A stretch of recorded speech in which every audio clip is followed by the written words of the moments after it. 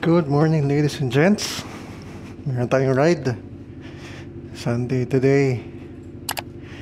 Ayusin lang natin.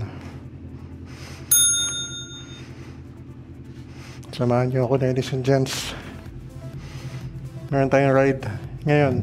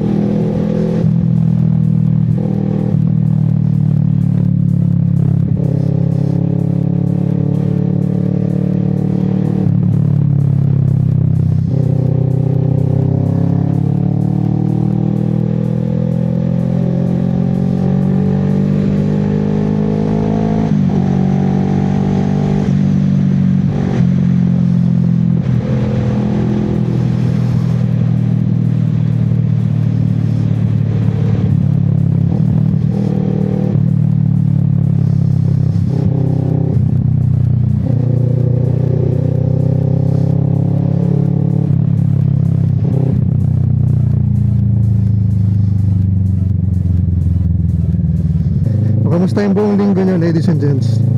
Nakapag-ride ba kayo? Yung bike o motor?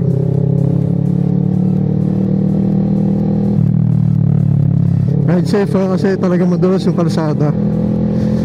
Kaya pasensya na din pala kung wala akong ganong upload.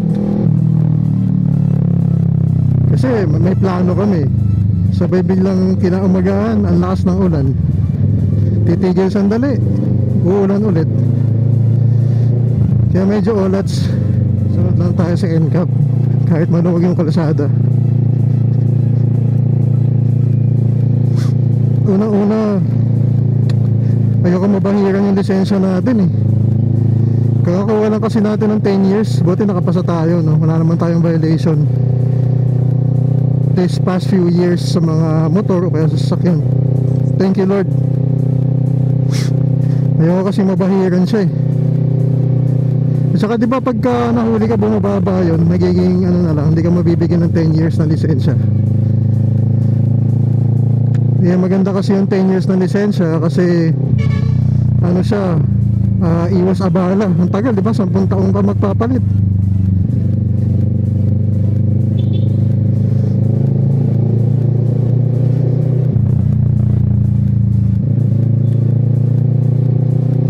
Thank you Lord for this day. Lord, protect me sa aking ride. At yung mga kasama ko sa kalsada din, ilayo niyo po kami sa aksidente. Tsaka sana maging maayos yung biyahe ni Little Z, hindi siya magka-aberya.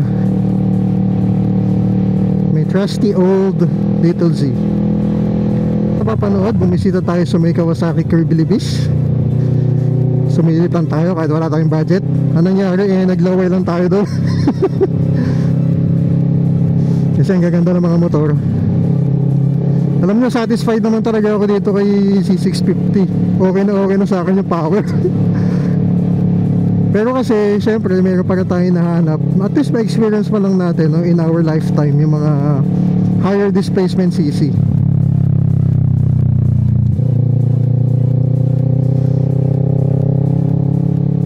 Ginagawa na pala yung kalsada dito, yung na-asfalto na.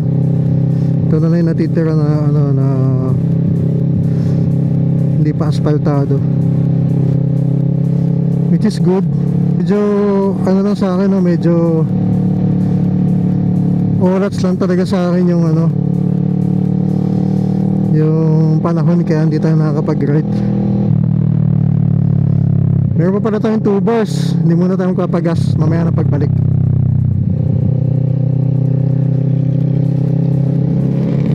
Mamaya na pagbalik, ladies and gents, tayo magpapagas. Kaya walang traffic, ladies and gents, kasi it's actually Sunday today. Beautiful weather Sunday. Sana magtuloy-tuloy, no? Kasi ang hirap pag tuloy-tuloy yung ulan. Grabe ang grabe ang baha. Yung talaga yung ulan, sewo, bakit ganun? Siyempre, our first agenda for today is magsisimba tayo. Matik yan. Pa may oras tayo ng Sunday, nagsisimba talaga tayo. Papasalamat muna tayo.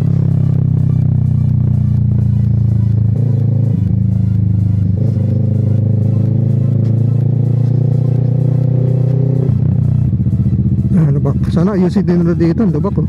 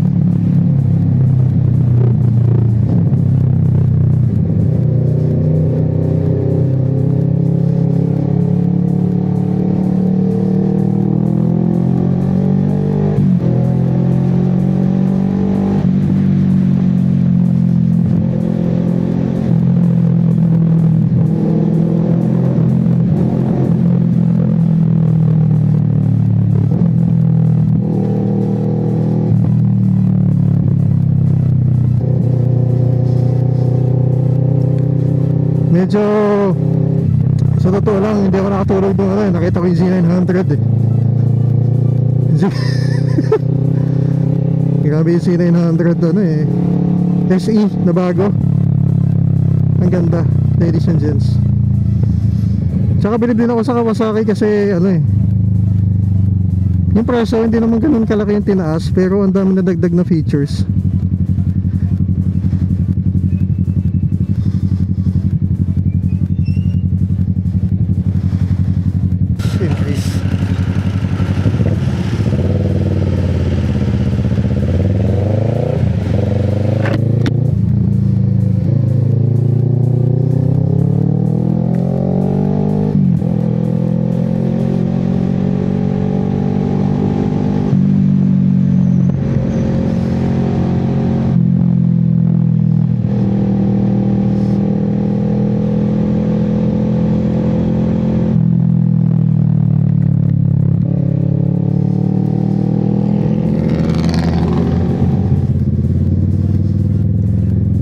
Bakit ba may mga ganun na driver?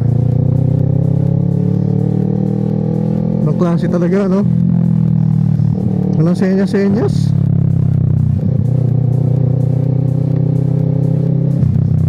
Pag may gano'n na sumusupot, ladies and gents, wag na kayong tabahan. Huwag kayong magpanik.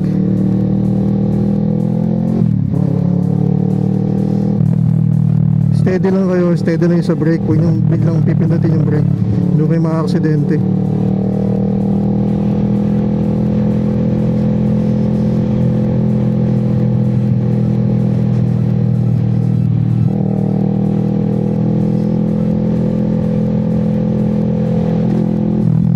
Basta lagi nyo i-anticipate yung sa harapan nyo na liliko at liliko yan na hindi nakatingin. Ang bihira.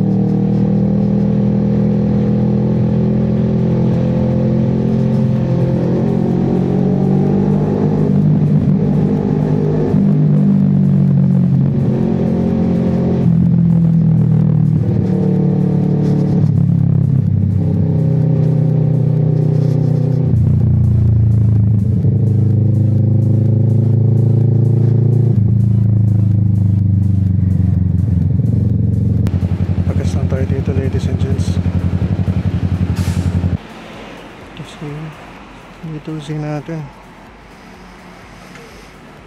Gusto ko sana siyang ipa-tail tidy kaso since maulan mahirap. Tatasik yung mga pre, mag-aano tayo, hangin.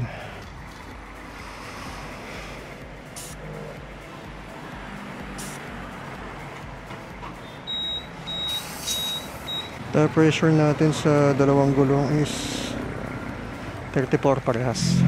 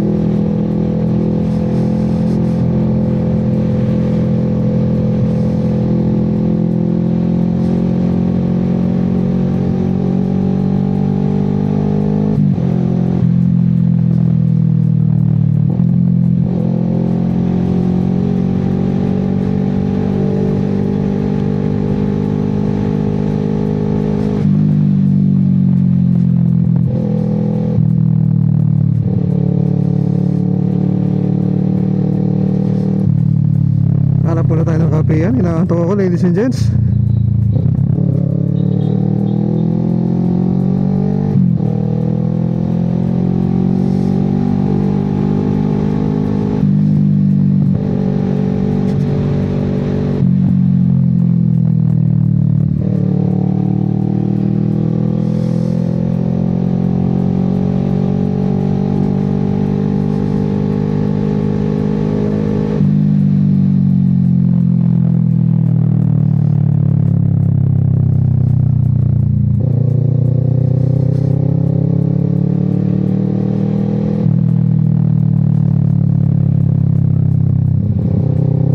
Tayo magkape, ladies and gents.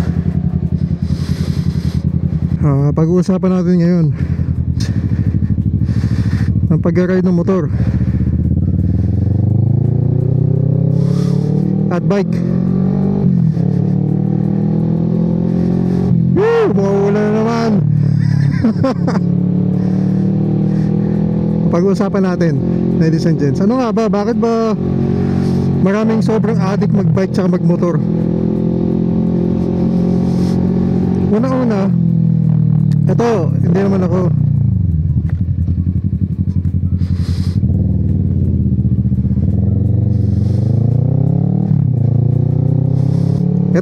eksperto, no? Kunwari, pagka masama loob mo, may problema ka, yan, mental health, nakakapagod to activity na to. Pero iba parang gumagaan yung pakiramdam mo pagka nag-ride ka ng bike o ng motor.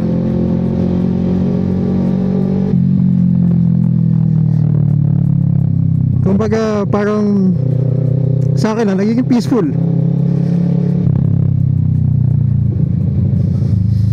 Para ka may sense ng freedom. Wala kang iniisip. Siguro dahil kailangan mo mag-concentrate. Hindi ka pwedeng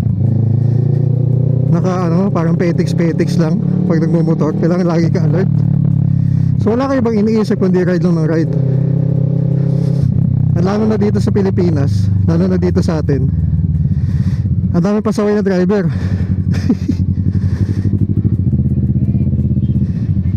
Kaya ka lang, hindi ka na maging alert, pwede ka ma-aksidente, ladies and gents.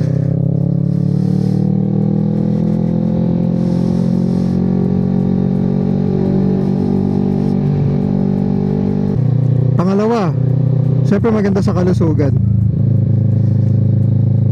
Lalo na yung bike.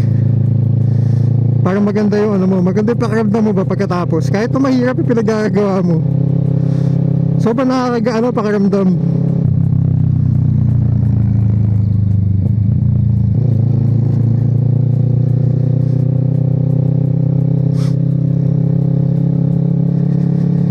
Pangatlo, nakakita ka na ng magagandang lugar na hindi kayang puntahan ng sasakyan. Oo, pwede ka naman mag-offroad, pero iba pa din na pupuntahan ng bike tsaka ng motor.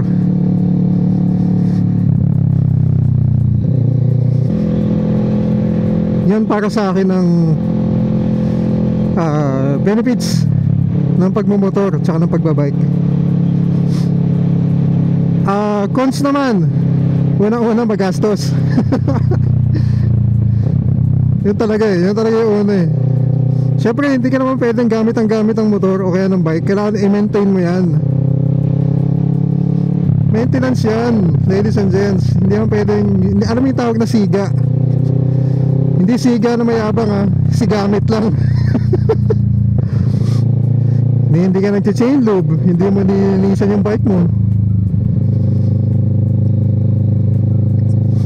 hindi ka nag-change oil sa motor, hindi mo chine-check yung bearing, hindi mo chine-check yung tire pressure, wala, masisira yan. Ang masama pa, masiraan ka sa ride. Yan ang pinaka-aberya eh, nakakainis yan eh. Okay lang yung maplatan, normal naman yun. Pero yung mga wala ka ng brake dahil hindi mo chine-check yung brake, napakadelikado nun sa ating mga riders at sa ibang tao. Paano kung makadamay ka, di ba? Kailangan, napaka-importante mga kadena, chine-check din natin yan. Madali naman mag-check na kadena eh, madali naman mag-adjust eh. Manood ka lang ng YouTube, marami dyan, marami mga tutorial. Ano pa bang mga cons nya? Yun naman, kailangan magastos talaga ang pag-hobby na to.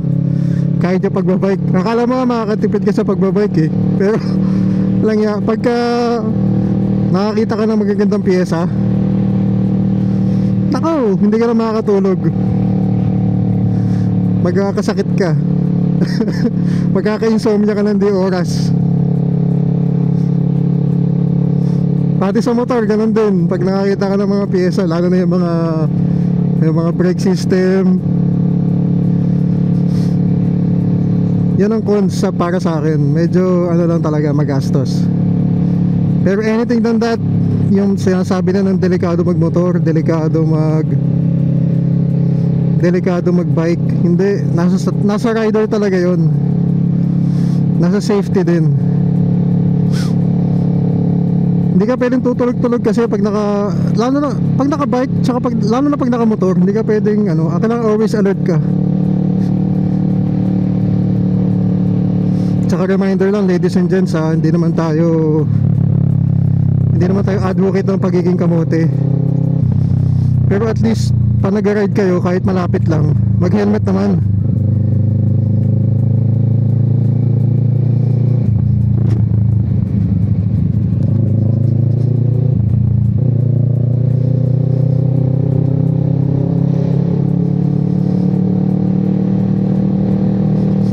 Mag-helmet naman tayo, ladies and gents, kasi ang aksidente hindi mo masasabi yan. Kunyari may nalingat lang ng mga driver o kaya kapwa mo rider, pag na-aksidente kayo, tako,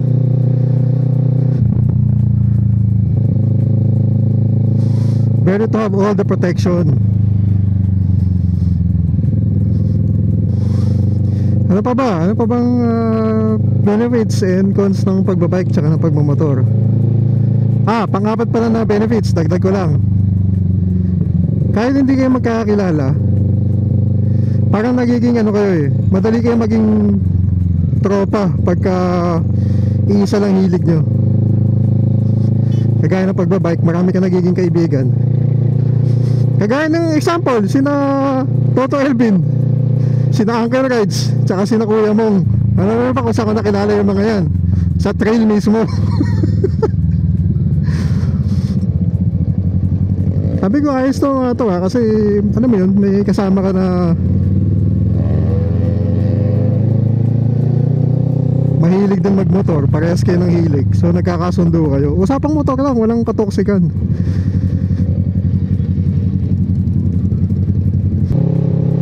So yan, mabalik tayo kina Master Toto at Kuya Mong, kay Louie tsaka kay Uncle Rides. Sa trail ko na nakilala yung mga yan. Tapos nagka-message, sige tol, mahilig ka pala mag-trail, sige ride. Kaya lagi ko sila kasama, kasi talaga pag niyaya mo yung mga yan. Ngayon lang medyo ano sila, laylo kasi busy sa buhay yung mga inaasikaso. So hindi nagkakatugma-tugma yung schedule namin. Sa motor kasi gusto ko man sumali sa mga group, hindi din ako nakakasama kasi ang hirap din ng schedule. Kasi pag nakasali ka sa group, kailangan kasama ka sa Sunday ride, Saturday ride. Eh tayo minsan ginagabi na yung uwi, inuumaga, kaya hindi ako makapag-commit dyan. Pero sa bike, pagka gusto nyo magyaya ng ride, pwede tayong mag-schedule. Kasama yung mga idol natin na sina Toto Elvin, Kuya Mong, Uncle Rides, saka si Louie. Yun yung kwento. At saka yun yung mga benefits ng, para sa akin disclaimer ladies and gents, in my own opinion ko lamang yun, yung mga naging benefits ng pag-ride ng bike at pag-ride ng motor.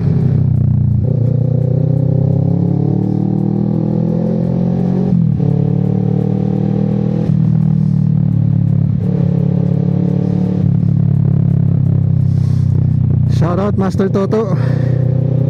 Dito si Master Toto, yan, sa Padjakero Cycle Shop. Diyan sa makikita. Pag taga Fairview kayo, diyan kayo magpagawa.